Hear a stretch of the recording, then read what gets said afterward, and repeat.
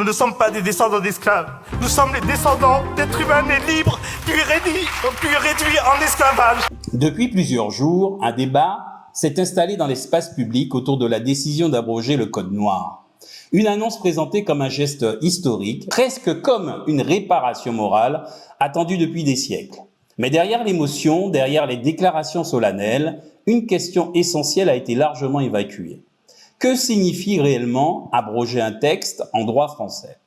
Avant de saluer une décision politique, il faut comprendre sa portée juridique. Et c'est précisément là que le discours officiel et la réalité du droit s'écartent.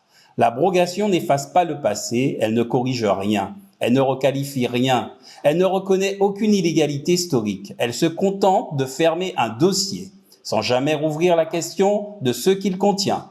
Il faut le dire clairement, beaucoup ont mal compris ce que signifie l'abrogation.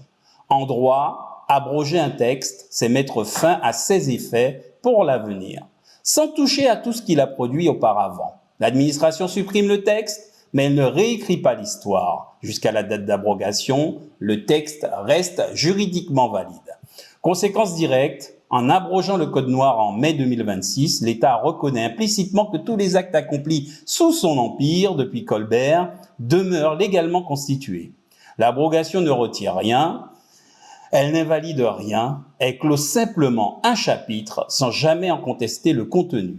Or, si l'intention avait été de rompre réellement avec ce texte, il fallait envisager l'annulation. L'annulation, elle, a un effet rétroactif. Elle efface l'acte comme s'il n'avait jamais existé. Dans ce cas, les actes pris depuis l'origine auraient pu être qualifiés d'illégaux et potentiellement contestés devant les juridictions compétentes. Et il faut aussi se poser une question que personne n'ose vraiment aborder. Pourquoi cette demande arrive-t-elle si tard? Et pourquoi avoir réclamé une abrogation plutôt qu'une annulation?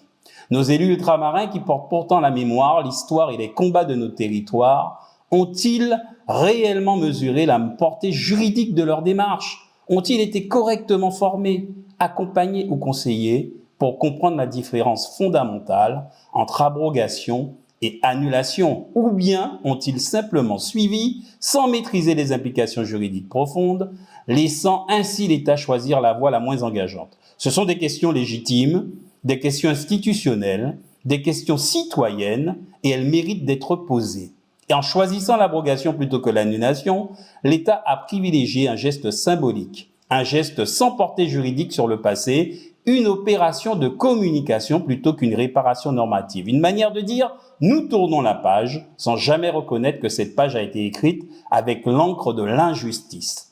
Reste une interrogation majeure. Comment expliquer que cette distinction fondamentale connue de tout juriste n'ait pas été portée au débat? Comment comprendre que nos représentants aient validé une mesure qui ne change rien au statut juridique du passé, tout en laissant croire à un acte fort?